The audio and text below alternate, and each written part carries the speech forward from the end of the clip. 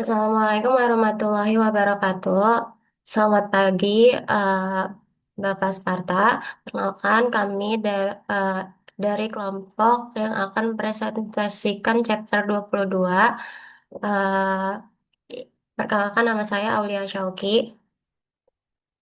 Nama saya Nisa Febrianti. Nama saya Nisa Sakarnilasa. Pada kesempatan kali ini kami akan mempresentasikan materi chapter 22 tentang accounting change and error analysis. Jadi dalam materi ini kita akan membahas mengenai perubahan kebijakan akuntansi, perubahan estimasi akuntansi serta bagaimana perusahaan eh, menangani kesalahan dalam laporan keuangan agar laporan tetap relevan, andal dan dapat dibagikan. Langsung aja ke pembahasan yang pertama. Next.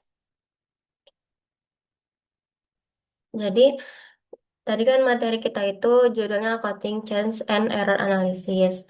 Sebelum masuk, jadi materi ini tuh kan membahas bagaimana perusahaan menangani perubahan dalam metode akuntansi serta cara memperbaiki kesalahan laporan keuangan. Hal ini penting karena laporan keuangan digunakan sebagai dasar pengambilan keputusan oleh investor, kreditor, dan pihak lainnya. Pentingnya valid comparisons, yaitu pada bagian ini dijelaskan pentingnya valid comparisons atau keterbandingan laporan keuangan. Pertama, laporan keuangan harus memiliki sifat comparability dan konsistensi agar sehingga bisa dibandingkan antar periode maupun antar perusahaan. Kemudian kedua, eh, ada perubahan kebijakan akuntansi dapat menyebabkan laporan keuangan menjadi kurang konsisten. Jadi kalau misalnya metode akuntansi sering berubah tanpa aturan yang jelas, maka pengguna laporan akan sulit menilai kinerja perusahaan secara akurat. Kemudian yang ketiga ada IASB, menetapkan standar akuntansi untuk menjaga kualitas dan keterbandingan laporan keuangan. Jadi karena itu, IASB menetapkan standar akuntansi agar laporan keuangan tetap berkualitas dan dapat dibandingkan. Kemudian terakhir ada informasi akuntansi yang konsisten, membantu investor dan pengelola laporan keuangan dalam pengambilan keputusan. Dengan informasi yang konsisten ini, investor dan pengguna laporan keuangan bisa mengambil keputusan ekonomi dengan lebih tepat. Next. Contoh perubahan accounting policy. Jadi di slide ini terdapat beberapa contoh perubahan accounting policy berdasarkan standar IFRS. Eh, Pertama yaitu IAS 1 tentang Presentation of Financial Statement yang memperkenalkan laporan laba rugi komprehensif.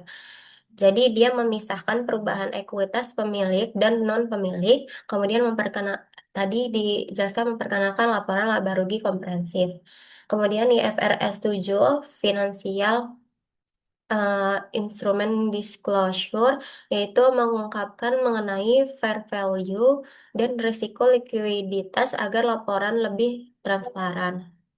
Lalu kemudian ada IFRS 8 yaitu Operating Segments, mengatur pengungkapan segmen operasi perusahaan sehingga pengguna laporan bisa memahami kinerja tiap segmen bisnis secara lebih detail. Jadi perubahan kebijakan akuntansi biasanya bertujuan meningkatkan kualitas informasi laporan keuangan. Next.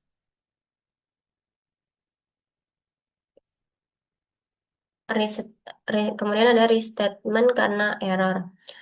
Banyak perusahaan melakukan restatement akibat kesalahan dalam laporan keuangan. Jadi, kesalahan ini bisa terjadi karena kesalahan pencatatan, salah penerapan standar akuntansi, maupun lemahnya pengendalian internal perusahaan. Walaupun si jumlah restatement sempat menurun karena internal control semakin baik, perusahaan tetap harus menjaga kualitas laporan keuangan agar informasi yang disajikan tetap andal dan dapat dipercaya. Next.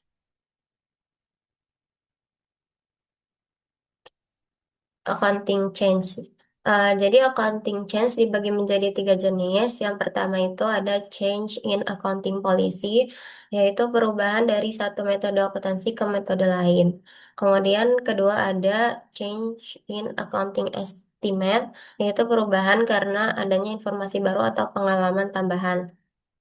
Kemudian ketiga, ada errors in financial statement, yaitu kesalahan dalam penyusutan laporan keuangan, baik karena salah hitung maupun salah penerapan prinsip akuntansi. Ketiga hal ini memiliki perlakuan akuntansi yang berbeda. Next. Hmm.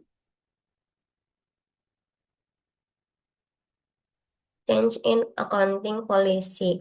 Slide ini membahas perubahan kebijakan akuntansi. Itu ketika perusahaan mengganti metode akuntansi yang digunakan sebelumnya.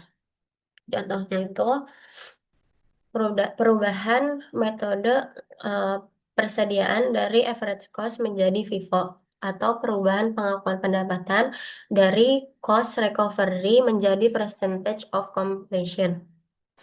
Namun, ada beberapa hal yang tidak termasuk accounting policy change, misalnya yaitu penggunaan metode baru untuk transaksi baru, item yang sebelumnya tidak material eh, menjadi material, dan koreksi kesalahan pencatatan sebelumnya. Jadi tidak ada perubahan otomatis, jadi tidak semua perubahan otomatis disebut sebagai perubahan kebijakan akuntansi. Next.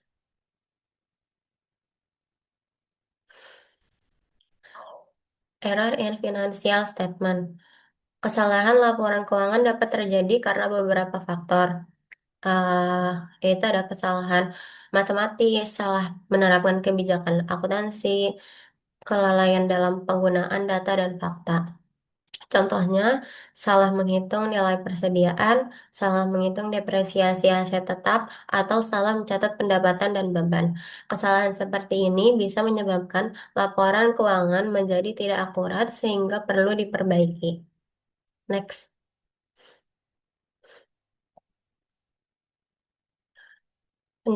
Pendekatan pelaporan accounting change. Dalam melaporkan accounting change terdapat tiga pendekatan, yaitu pertama ada report change currently, yaitu perubahan langsung dilaporkan pada periode berjalan. Kemudian kedua ada report change retrospectively, yaitu laporan periode sebelumnya disajikan kembali menggunakan metode baru. Yang ketiga, ada report change prospectively, itu perubahan hanya berlaku untuk periode sekarang dan di masa depan. Masing-masing pendekatan digunakan tergantung jenis perubahan yang terjadi. Next.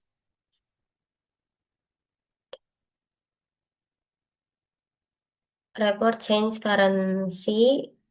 currently, yaitu uh, pendekatan pertama dari akuntansi. Pada pendekatan ini, dampak perubahan dicatat dalam laporan laba rugi berjalan dan laporan sebelumnya tidak diubah.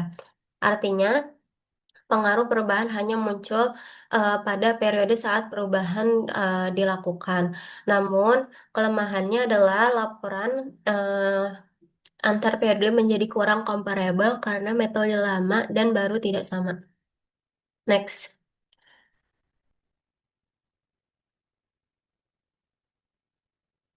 Report change retrospectively, yaitu pendekatan kedua. Ah, jadi dalam metode ini kebijakan baru diterapkan seolah-olah sudah digunakan sejak awal. Dalam metode ini kebijakan baru ditetapkan eh, eh dalam metode ini kebijakan baru diterapkan seolah sudah digunakan sejak awal. Karena itu laporan keuangan periode sebelumnya harus disajikan kembali menggunakan metode baru dan saldo awal retained earnings juga disesuaikan. Pendekatan ini meningkatkan comparability dan konsistensi pada laporan keuangan. Next.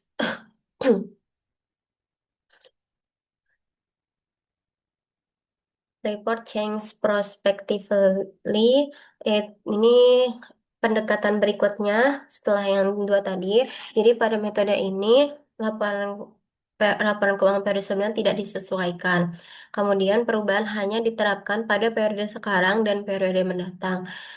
Lalu eh, pendekatan ini digunakan untuk perubahan estimasi akuntansi karena estimasi memang dapat berubah sesuai kondisi dan informasi baru. Next.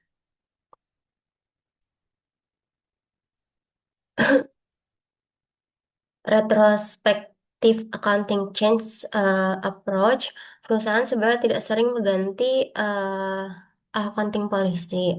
Namun, perubahan ini diperbolehkan jika diwajibkan IFRS atau menghasilkan informasi yang lebih relevan dan faithful representation. Contohnya dari perubahan FIFO menjadi average cost atau cost recovery menjadi percentage of completion.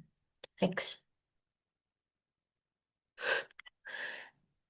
Ketentuan retrospective application, jika perusahaan eh, menggunakan retrospective retrospective application, maka ada beberapa penyesuaian yang harus dilakukan, yaitu pertama, menyesuaikan laporkan keuangan periode sebelumnya, serta menyesuaikan saldo awal seperti aset, liabilitas, dan retained earnings. Tujuannya yaitu agar laporan eh, tetap konsisten dan dapat dibandingkan dengan meningkatkan konsistensi dan comparability. Next.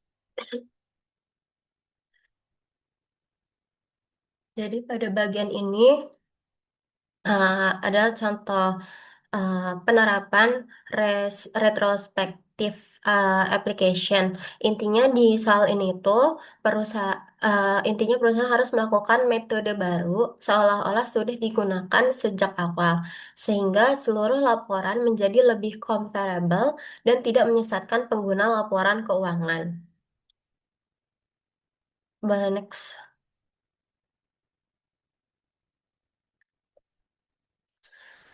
Reporting a change in policy. Jadi setelah perusahaan mengubah accounting policy, perusahaan wajib mengungkapkan perubahan tersebut dalam laporan keuangan. Beberapa disclosure yang wajib diungkap itu kayak nature of change, reason for change, amount of adjustment, effect on prior periods. Tujuannya itu agar pengguna laporan keuangan memahami dampak dari perubahan eh, tersebut dan laporan tetap transparan. Next.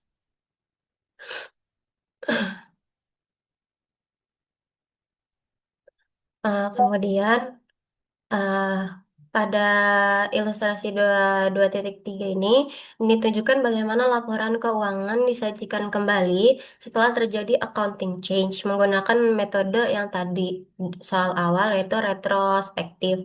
Jadi di sini terlihat Danson Company menyajikan income statement untuk tahun 2019 dan 2018. Untuk tahun 2018 terdapat keterangan as adjust. Artinya angka tahun 2008 sudah disesuaikan kembali menggunakan metode akuntansi yang baru. Perusahaan menggunakan pendekatan percentage of completion, jadi metode baru dianggap sudah digunakan sejak awal. Kalau kita lihat pada table income before income tax tahun 2019 sebesar 200.000 dolar, kemudian income tax sebesar 80.000 dolar atau 40%, sehingga net income yang dihasilkan yaitu 120.000 dolar. Sedangkan untuk tahun eh, 2008 setelah dilakukan penyesuaian atau adjusted income before income tax itu sebesar 180.000, kemudian income tax 40% sebesar 72.000 sehingga net income yang dihasilkan yaitu 108.000 dolar. Tujuan penyesuaian ini adalah supaya laporan tahun 2018 dan 2019 bisa dibandingkan secara adil karena keduanya sudah memakai metode akuntansi yang sama. Kalau laporan lama tidak disesuaikan, maka penggunaan laporan keuangan bisa salah menilai kinerja perusahaan karena dasar pencatatannya beda. Jadi, inti dari ilustrasi 22.3 ini adalah ketika perusahaan mengganti accounting policy secara retrospektif, laporan periode sebelumnya juga harus disajikan kembali agar tetap comparable dan konsisten. Next.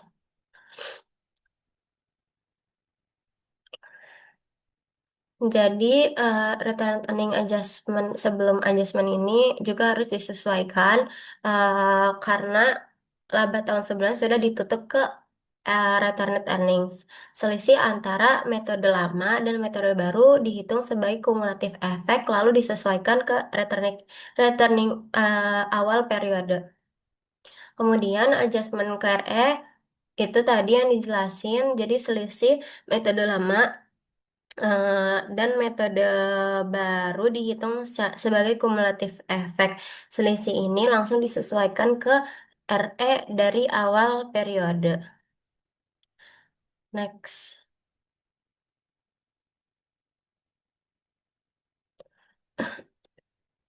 Return earnings setelah adjustment. Jadi setelah penyesuaian ini dilakukan, return earning awal akan berubah sesuai metode baru.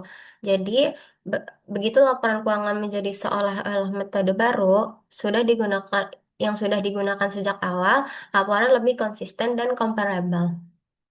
Next.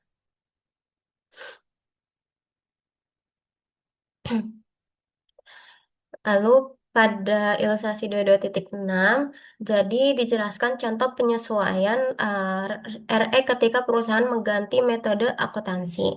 Jadi awalnya perusahaan itu menggunakan metode cost recovery. Dalam metode ini pendapatan baru diakui setelah biaya proyek tertutup. Lalu perusahaan mengganti metode menjadi percentage of completion, yaitu pendapatan diakui sesuai progres pekerjaan. Misalnya proyek sudah selesai 60%, maka perusahaan bisa mengakui hanya sekitar 60% pendapatan, walaupun proyeknya belum selesai secara keseluruhan. Karena metode baru membuat pendapatan diakui lebih cepat, maka laba tahun-tahun sebelumnya ikut berubah. Nah, terus selisih dari laba antara metode lama dan metode baru itu disebut kumulatif efek. Selisih tersebut tidak dimasukkan ke dalam laba rugi tahun berjalan, tetapi langsung disesuaikan ke RE di awal periode. Jadi tujuannya supaya laporan keuangan terlihat seolah-olah metode yang seolah-olah metode baru memang sudah dipakai sejak awal, sehingga laporan menjadi lebih comparable dan konsisten. Kemudian lanjut ke slide berikutnya.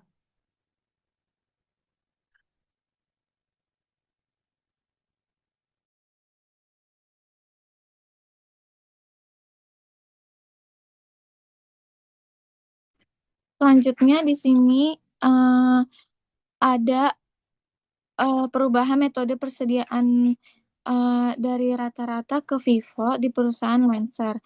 Nah, dulu tuh perusahaan ini pakai metode harga rata-rata, terus di tahun 2019 diganti jadi FIFO atau first in first out. Barang yang pertama masuk dianggap pertama dijual. Karena metodenya berubah pada laba, persediaan, dan return earnings. Terus kenapa bisa berubah? Karena metode menghitung harga pokok penjualan atau HPP itu beda. Kalau FIFO barang lama keluar dulu, terus HPP biasanya lebih kecil, terus laba jadi lebih besar. Nah, di sini kalau dari awal pakai FIFO, laba perusahaan ternyata tuh lebih besar 5.000 karena dari laporan laba rugi sebelumnya pakai metode rata-rata itu total labanya 220.000, tetapi jika pakai FIFO menggunakan metode FIFO itu naik jadi 5.000. Jadinya laba jika menggunakan FIFO itu 225.000. Nah, Terus di sini ada jurnal penyesuaian karena laba sebelumnya kurang 5.000, perusahaan harus memperbaiki percatatannya. Nah, di sini ada inventory 5.000, terus kreditnya returned earning 5.000. Nah, kenapa returned earning naik? Karena laba tahun-tahun sebelumnya ternyata lebih besar kalau pakai FIFO. Laba yang tidak dibagi masuk ke returned earnings. Jadi returned earnings-nya harus ditambah. Nah, di sini ada di persediaan itu tahun 2018 itu ada 20.000 menggunakan metode rata-rata. Lalu di metode FIFO itu ada 25.000. Nah, di 2019-nya metode rata-ratanya 32.000, terus metode FIFO-nya ada 39.000. Terus di COGS juga tahun 2018 menggunakan metode rata-rata 100.000. Terus 2019 metode rata-ratanya 113. Pas COGS itu ternyata kalau menggunakan metode rata-rata itu HPP-nya tuh lebih naik atau besar gitu kan. Tapi kalau misalnya menggunakan Vivo itu di 2018-nya kan ada 97.000, terus di 2019-nya ada 111.000. Nah, itu HPP-nya menjadi lebih kecil. Terus ada net income atau laba bersih. Di sini menggunakan metode rata-rata 2018-nya ada 100.000, 2019-nya ada 87.000. Terus metode Vivo 2018-nya ada 103.000 dan 2019-nya ada 89.000. Kalau cash flow tidak berubah. Kenapa? Karena yang berubah itu cara menghitung akuntansi, bukan kas yang aslinya. Karena yang berubah itu laporan keuangannya, tapi bukan uang kas aslinya. Next.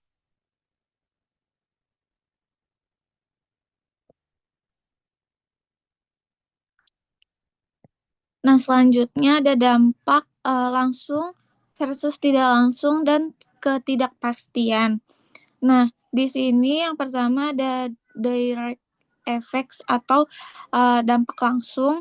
Nah, ini harus disesuaikan secara retrospektif. Misalnya, perubahan saldo persediaan awal akibat beralih ke Vivo. Kayak seperti tadi sebelumnya. Terus yang kedua ada indirect effects atau dampak tidak langsung. Itu mengubah arus kas masa depan atau berjalan. Misalnya itu bonus karyawan yang dihitung dari persentase laba bersih. Menurut IES 8, dampak tidak langsung tidak boleh mengubah angka periode masa lalu. Lalu next.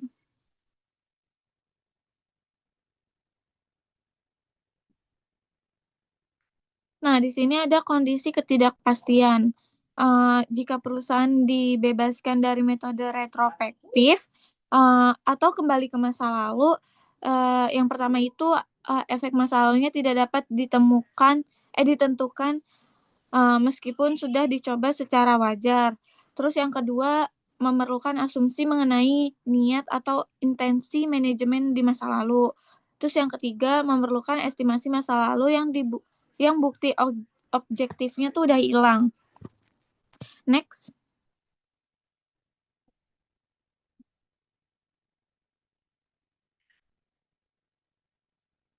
Nah, di sini ada perubahan estimasi akuntansi dan nanti tuh ada kasus law lapse.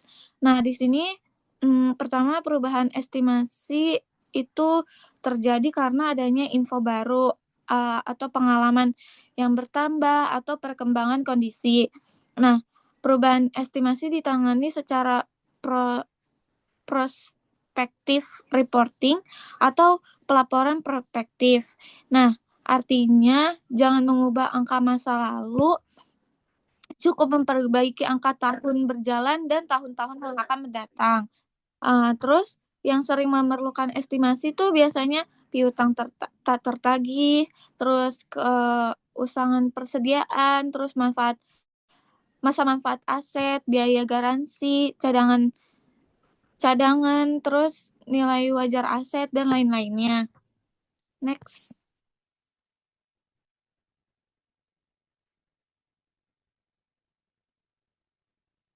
Nah, di sini ada contoh kasus perubahan estimasi. Yang pertama itu gedungnya dibeli seharga 3 juta yen, terus masa manfaatnya 15 tahun, depresiasi per tahunnya semula 200 yen. Setelah 5 tahun, akumulasi depresiasinya menjadi 1 juta yen. Nilai buku atau sisa atau book value itu ada 2 juta yen. Nah, pada awal tahun ke-6, total masa manfaatnya diubah menjadi 25 tahun. Artinya sisa manfaatnya tinggal 20 tahun lagi. Nah, di sini rumus depresiasinya itu beban depresiasi baru sama dengan nilai buku sisa dibagi sisa manfaat baru. Terus jurnal penyelesaian tanggal 31 Desember 2019-nya itu ada depreciation expense pada akumulatif depreciation building itu sebesar 100.000 yen. Nah, ini ada jadi 2 juta dibagi 25 tahun dikurang 5 tahun. Karena sisanya kan, sisa manfaat barunya tuh 20 tahun. Terus jadinya 100.000 yen. Nah, kasus ini adalah contoh dari perubahan estimasi akuntansi atau akuntansi estimates sesuai dengan standar IFRS atau IES 8. Jika terjadi perubahan estimasi, maka penyelesaiannya harus menggunakan metode protective reporting. Selanjutnya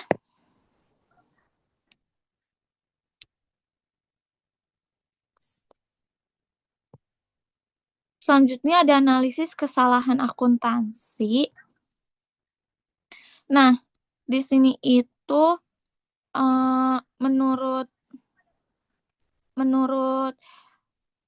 EIS 8 atau Accounting Policy Change in Accounting Estimates and Errors, kesalahan laporan keuangan adalah kelalaian atau omissions atau salah saji pada laporan keuangan perusahaan untuk satu atau lebih periode masa lalu. Di sini standar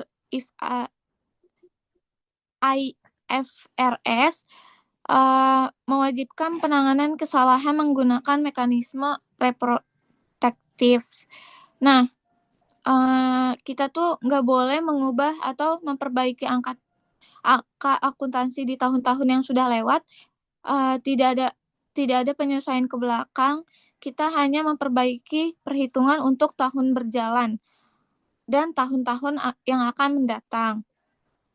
Perusahaan wajib menyajikan kembali saldo dari komponen aset, liabilitas, ekuitas, terus pada periode paling awal yang disajikan kembali seolah-olah kesalahan tersebut tidak pernah terjadi. Next. Nah, ini ada contoh kasus dari PLC itu contoh kasusnya analisis kesalahan. Di sini itu estimasi awalnya itu harga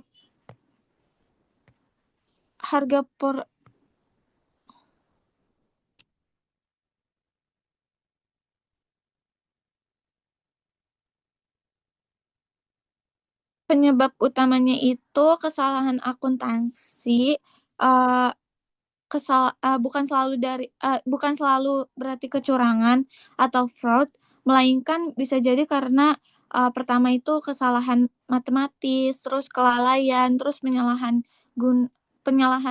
gunaan fakta, terus penerapan kebijakan yang salah.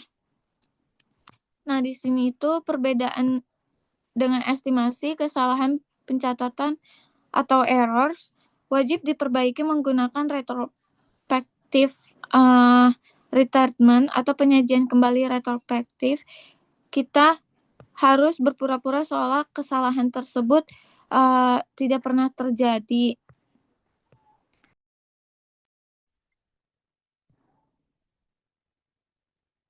Nah, di sini itu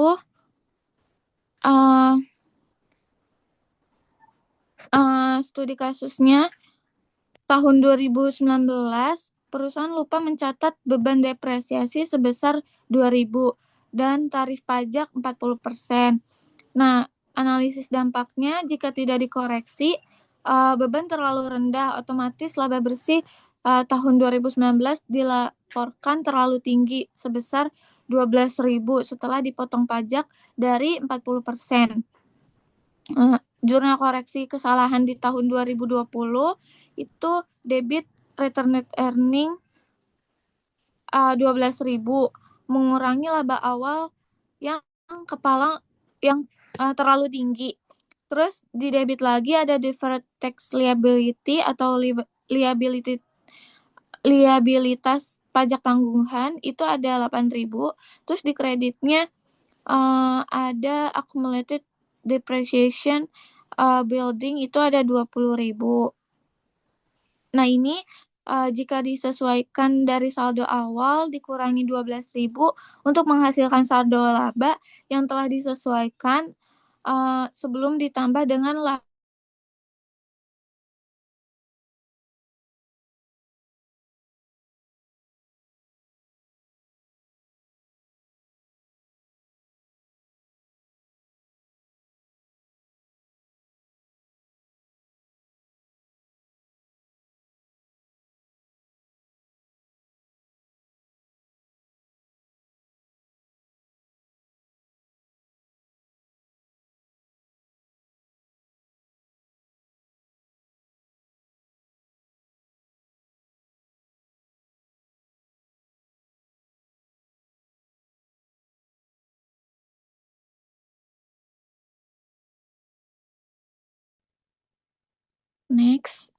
Nextnya ada comparative statement.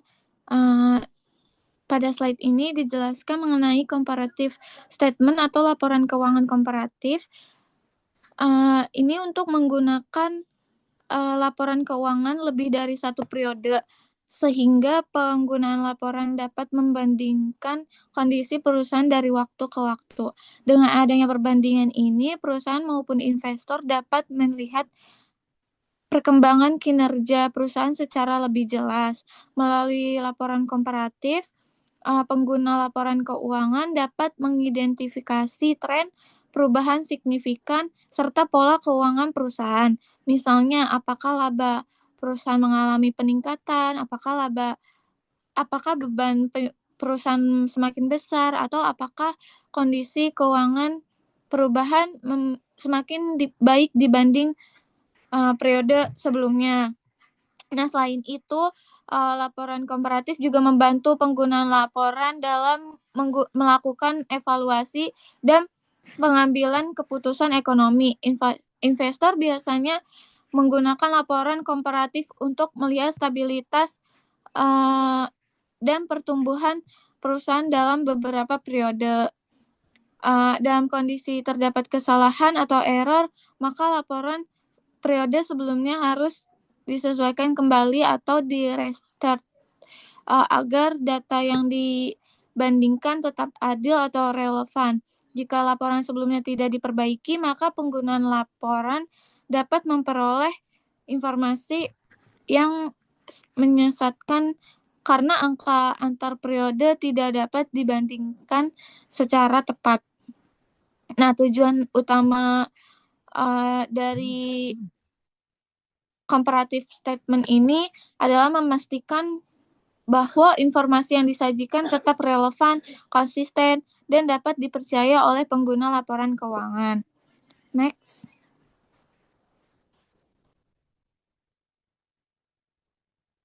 Nah, next-nya ini ada contoh comparative financial statement. Nah, di sini dijelaskan bagaimana dampak dampak suatu kesalahan terhadap comparative financial statement. Dapat dilihat bahwa akumulasi depreciation buildings-nya mengalami peningkatan sebesar 20 pound. Hal ini menunjukkan bahwa sebelumnya perusahaan belum mencatat depresiasi bangunan dengan benar. Terus kemudian deferred tax liability-nya mengalami penurunan sebesar 8.000 pound, sedangkan retained earnings ending balance juga mengalami penurunan sebesar 12 pound. Hal ini menunjukkan bahwa kesalahan pencatatan sebelumnya memengaruhi posisi keuangan perusahaan secara keseluruhan. Selanjutnya pada income statement dapat dilihat bahwa depreciation expense building meningkat sebesar 20.000 pound. Karena beban meningkat, maka net income atau laba bersih perusahaan mengalami penurunan 12.000 pound. Selain itu, pada retained earnings statement juga terlihat bahwa retained-nya itu mengalami penurunan akibat laba bersih yang lebih rendah. Contoh ini menunjukkan bahwa satu kesalahan dalam pencatatan dapat memengaruhi beberapa laporan keuangan sekaligus, mulai dari laporan keuangan, laporan laba rugi, hingga retained earnings statement-nya. Oleh karena itu, perusahaan perlu melakukan restatement agar laporan keuangan komparatif tetap relevan dan dapat dibandingkan secara akurat. Next.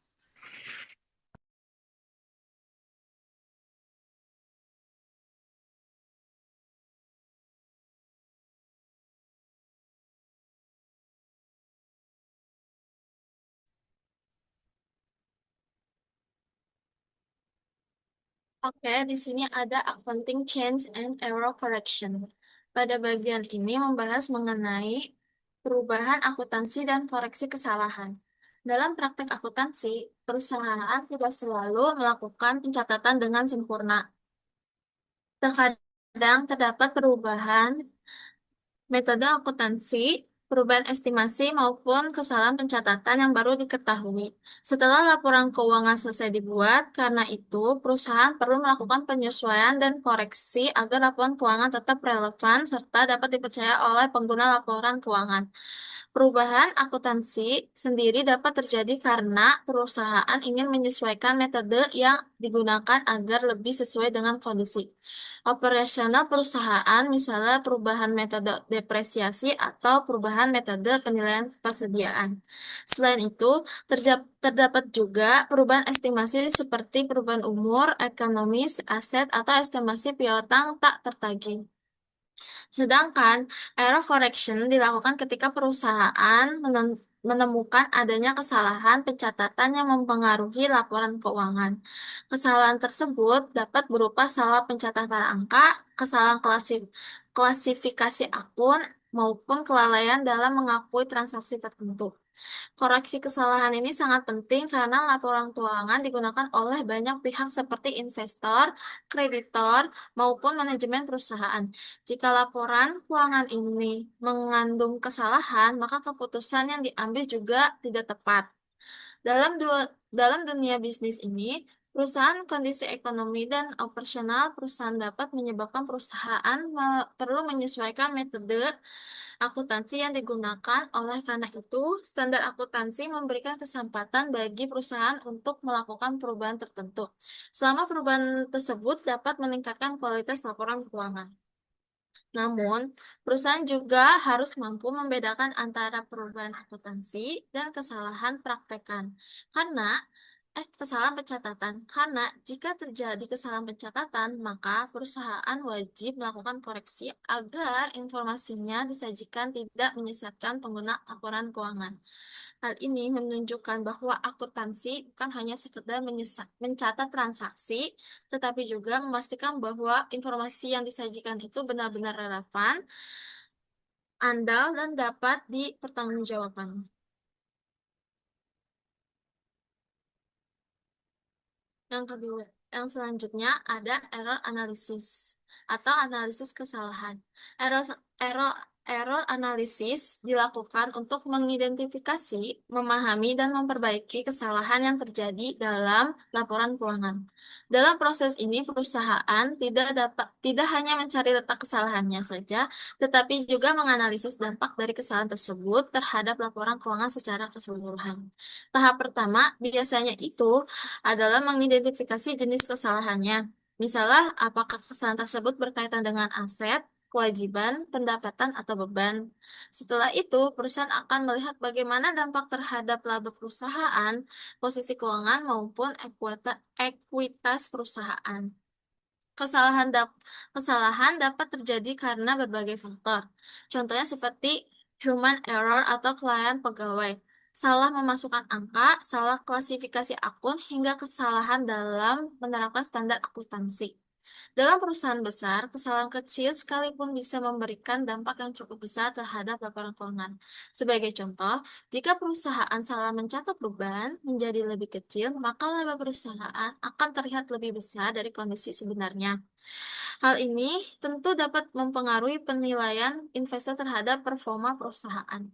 Selain itu, error analisis juga membantu perusahaan dalam meningkatkan sistem pengendalian internal dengan mengetahui sumber kesalahannya. Perusahaan dapat melakukan evaluasi terhadap prosedur pencatatannya yang digunakan. Misalnya, perusahaan dapat memakai sistem pemeriksaan data, meningkatkan pengawasan terhadap transaksi, maupun memberikan pelatihan kepada pegawai bagian akuntansi. Dengan begitu, kemungkinan yang terjadi kesalahan di masa yang datang dapat dikurangi. Hal ini penting karena laporan keuangan bukan hanya digunakan untuk kepentingan internal perusahaan saja, tetapi juga digunakan oleh pihak eksternal seperti investor dan kreditor dalam mengambil keputusan ekonomi.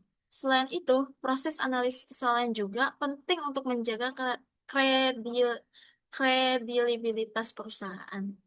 Jika perusahaan ini sering menghasilkan laporan laporan keuangan yang salah, maka tingkat kepercayaan investor maupun kreditor itu terhadap perusahaan dapat menurun. Dalam beberapa kasus, kesalahan akuntansi bahkan dapat memengaruhi harga saham perusahaan karena investor menganggap laporan keuangan tersebut tidak dapat dipercaya. Oleh sebab itu, perusahaan harus memiliki sistem pengendalian internal yang baik agar kesalahan dapat minimalkan. Perusahaan juga biasanya melakukan audit internal maupun audit eksternal untuk membantu menemukan kesalahan yang mungkin tidak terdeteksi dalam proses pencatatan sehari-hari.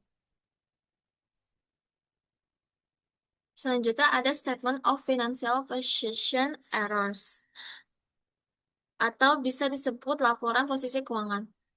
Kesalahan ini biasanya berkaitan dengan pencatatan aset, liabilitas, maupun ekuitas yang tidak benar.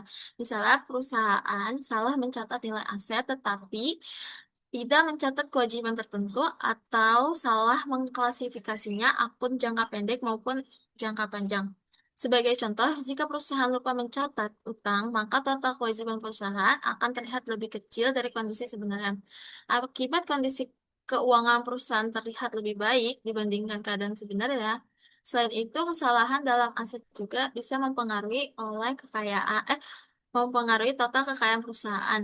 Jika aset dicatat terlalu tinggi, maka perusahaan tampaknya lebih besar dan lebih sehat dibandingkan kondisi sebenarnya.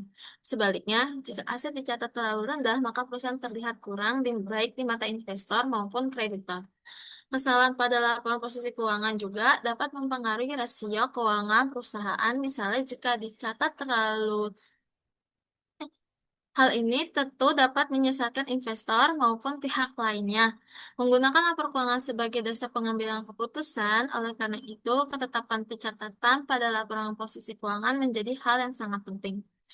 Kesalahan seperti ini penting untuk segera diperbaiki karena laporan posisi keuangannya digunakan untuk melihat kondisi finansial perusahaan pada suatu periode tertentu. Oleh karena itu, perusahaan harus memastikan bahwa seluruh akun yang dicatat secara tepat dan sesuai standar akuntansi. Laporan posisi keuangan ini memiliki fungsi penting karena laporan ini menunjukkan kondisi aset, kewajiban, dan ekuitas perusahaan pada suatu tanggal tertentu. Maka jika terjadi kesalahan pencatatan, pengguna laporan tersebut dapat memiliki persepsinya yang salah mengenai kondisi finansial perusahaan. Sebagai contoh, jika perusahaan dicatat terlalu tinggi, investor mungkin menganggap perusahaan memiliki kemampuan finansial yang baik.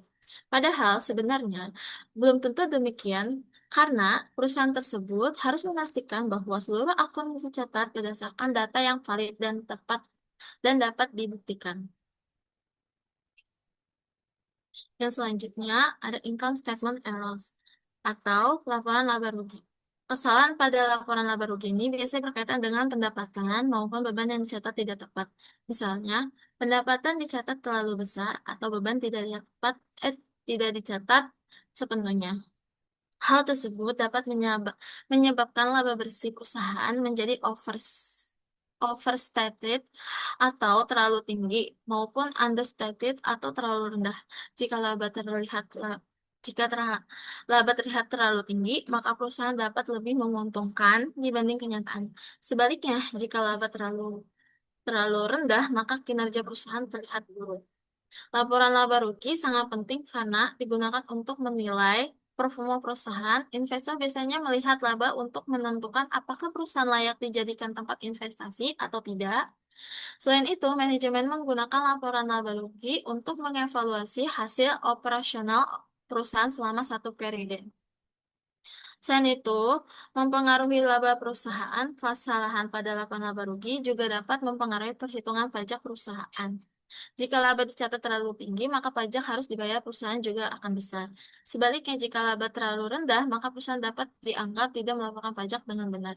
Karena itu, perusahaan harus memastikan bahwa seluruh pendapatan dan beban dicatat secara tepat atau sesuai periode akuntansi yang berlaku. Karena kesalahan dalam laporan laba rugi dapat memberikan dampak yang cukup besar terhadap pengambilan keputusan ekonomi. Maka perusahaan itu harus segera melakukan koreksi agar hasil usahanya yang disajikannya itu benar-benar mencerminkan kondisi perusahaan yang sebenarnya. Kesalahan dalam laporan laba rugi juga dapat mempengaruhi evaluasi kinerja manajemen perusahaan. Dalam perusahaan, laba digunakan sebagai dasar penilaian performa manajemen maupun penentuan bonus karyawan tertentu. Jika dicatat terlalu tinggi karena kesalahan akuntansi, maka hasil evaluasi kinerja dapat menjadi tidak objektif. Oleh karena itu, pencatatan pendapatan beban harus dilakukan secara hati-hati sesuai prinsip akuntansi yang berlaku.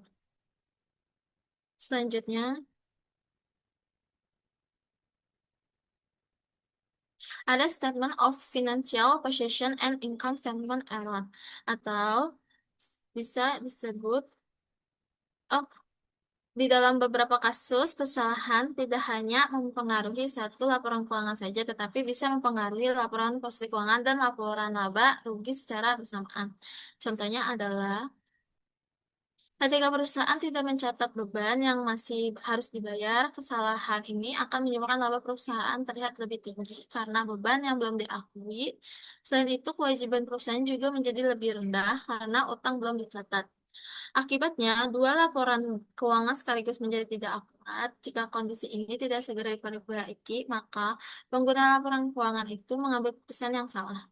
Kesalahan seperti ini menunjukkan bahwa setiap transaksi dalam akuntansi saling berkaitan. Satu kesalahan kecil dapat mempengaruhi semua banyak akun. Karena itu, perlu diperlakukan analisis yang lebih menyeluruh agar perusahaan dapat mengetahui dampak kesalahannya terhadap seluruh laporan keuangan. Kesalahannya itu, dua laporan keuangan sekaligus biasanya memiliki dampak yang lebih besar dibandingkan kesalahan biasanya. Hal ini karena kesalahan tersebut tidak hanya mempengaruhi perusahaan, tetapi juga mempengaruhi posisi keuangan perusahaan secara seluruh. Oleh sebab itu, perusahaan juga perlu melakukan pemeriksaan yang lebih teliti agar kesalahan seperti ini dapat ditemukan dan diperbaiki. Kesalahan ini mempengaruhi lebih dari satu laporan keuangan, biasanya membutuhkan proses koreksi yang lebih kompleks. Hal ini perusahaan harus memastikan bahwa seluruh akun yang berkaitan sudah diperbaiki dengan benar. Jika hanya satu akun yang diperbaiki sedangkan akun lain tidak disesuaikan, maka keuangan tetap akan menunjukkan informasi yang tidak akurat. Karena itu, perusahaan harus melakukan analisis secara menyeluruh terhadap dampak kesalahan tersebut. Selanjutnya ada counterbalancing error.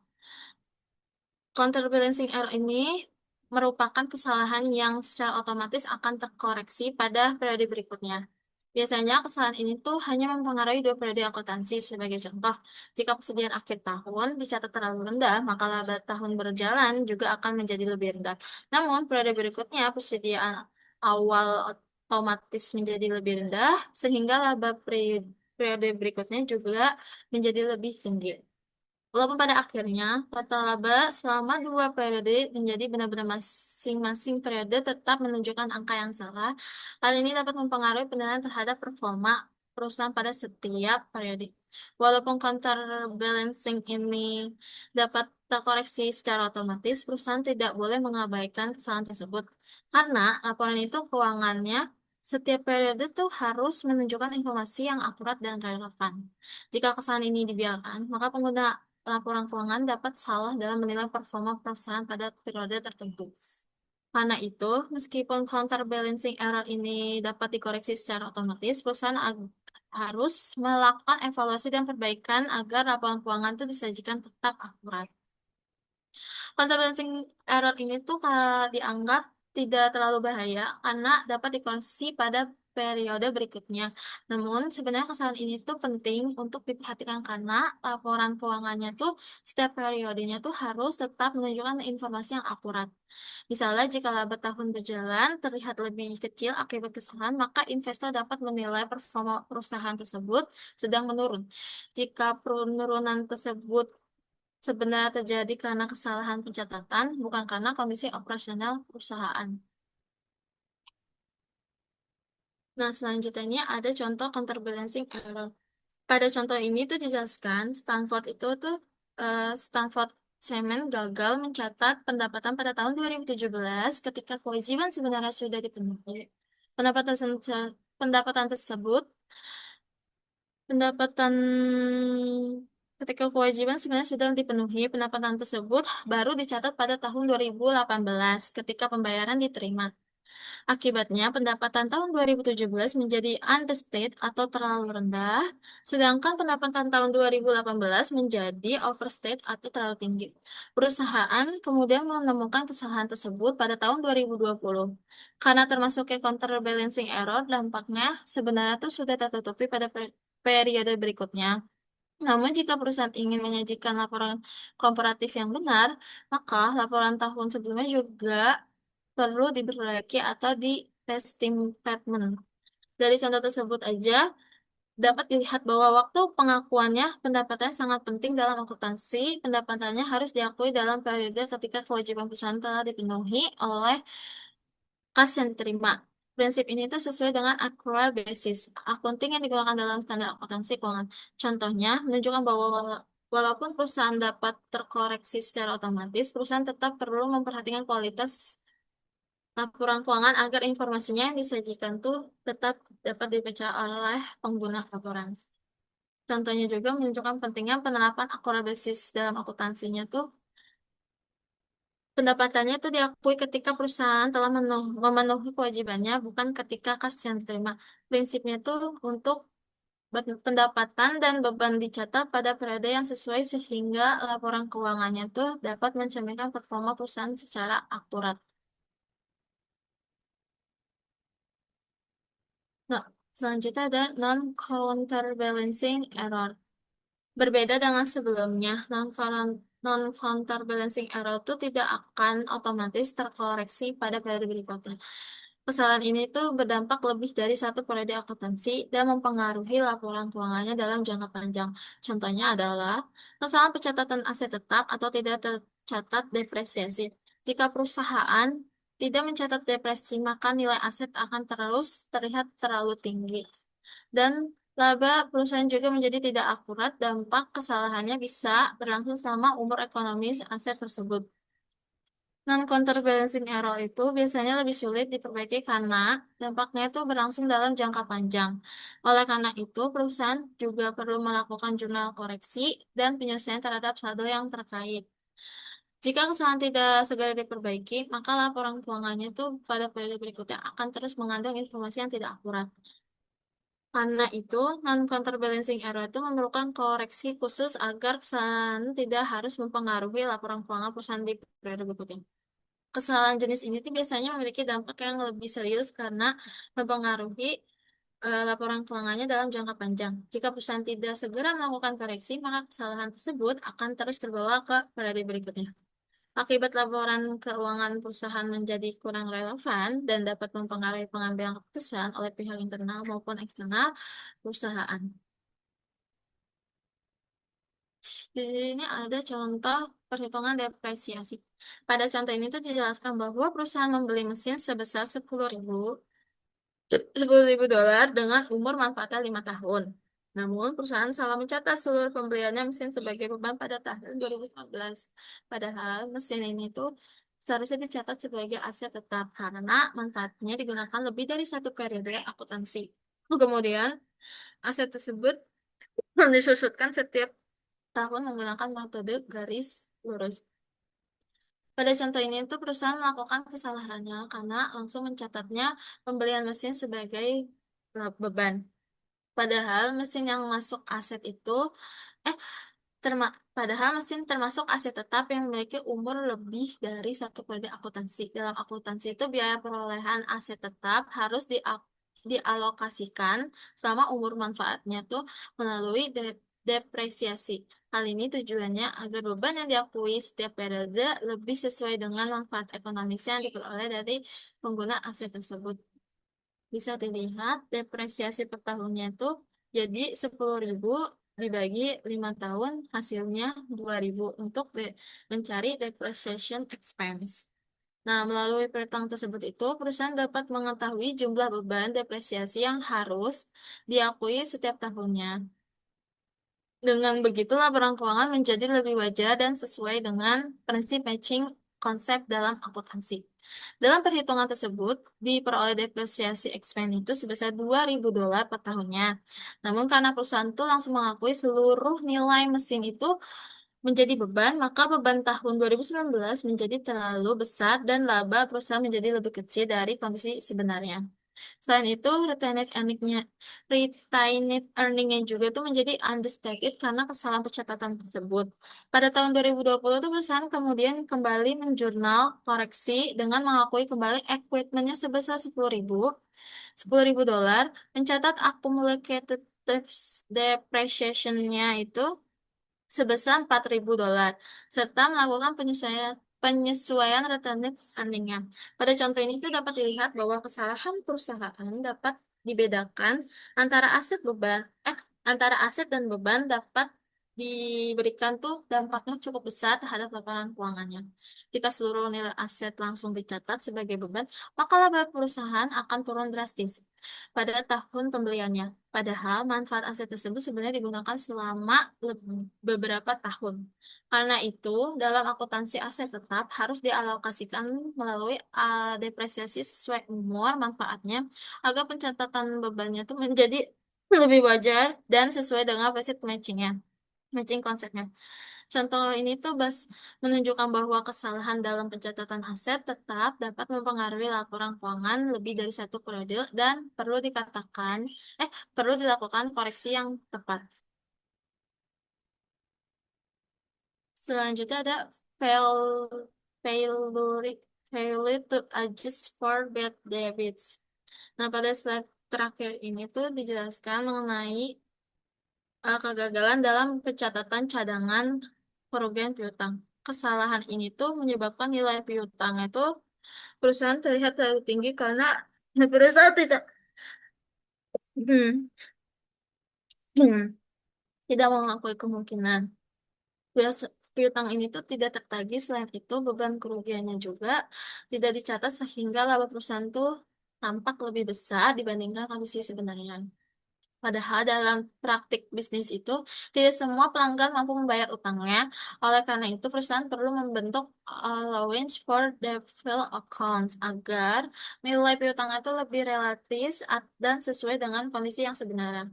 Cadangan kerugian piutang ini itu penting untuk menunjukkan nilai piutangnya yang relatif, realistis dan tanpa adanya penyesuaian tersebut.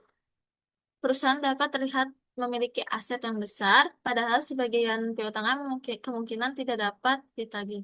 Karena itu, perusahaan perlu melakukan estimasi piutang tak tertagih, agar laporan keuangannya itu lebih mencerminkan kondisi ekonomi yang sebenarnya. Pada contoh ini tuh perusahaan kemudian melakukan penyesuaian terhadap AFDA dan bad debt expense-nya itu agar laporan keuangannya itu mencerminkan risiko piutangnya yang sebenarnya.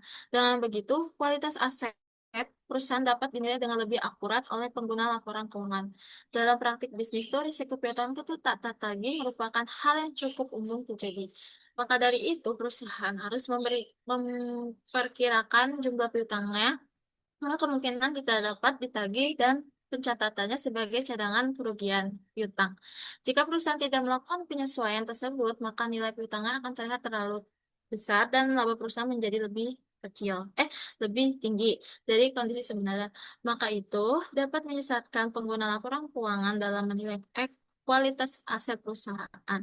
Karena itu, penyesuaian bad debt sangat penting agar laporan keuangannya itu dapat mencerminkan kondisi keuangan perusahaan secara lebih realistis dan dapat dipercaya.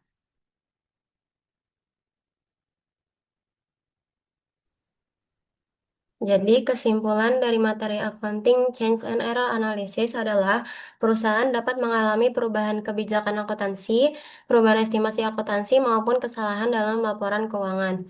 Perubahan kebijakan akuntansi biasanya ditangani dengan metode retrospektif, yaitu laporan periode sebelumnya disajikan kembali agar tetap komparabel dan konsisten. Sedangkan perubahan estimasi akuntansi eh,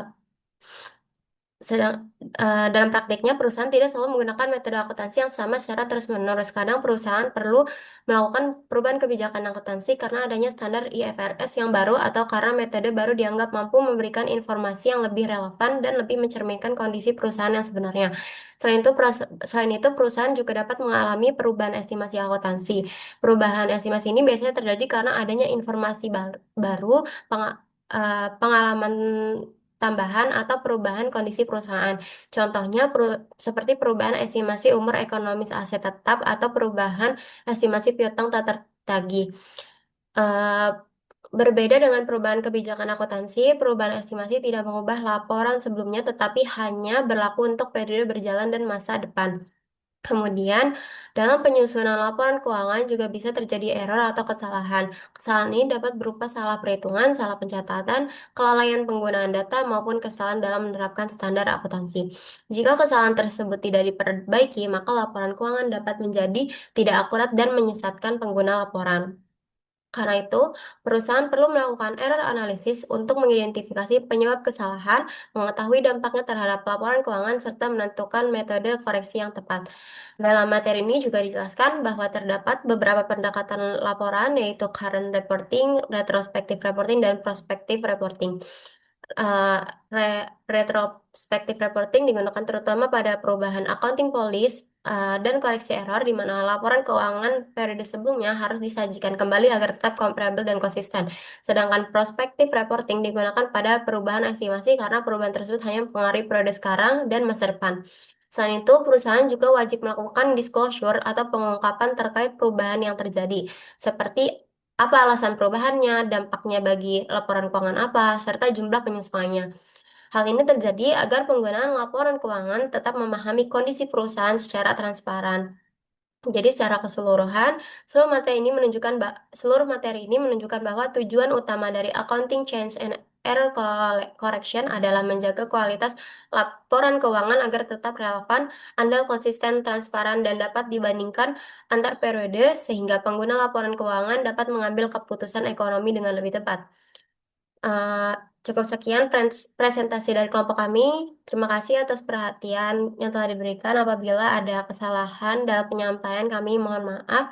Wassalamualaikum warahmatullahi wabarakatuh.